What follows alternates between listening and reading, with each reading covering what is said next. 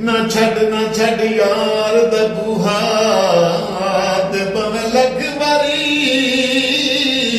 दुरकारे। अज साहब शेर दिल बोल दो।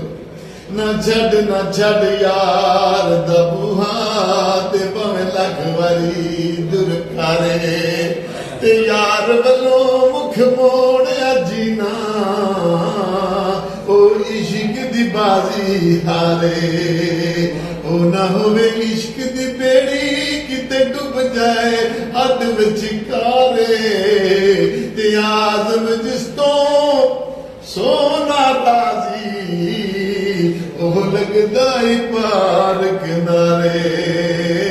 बैठे ने मदीने विच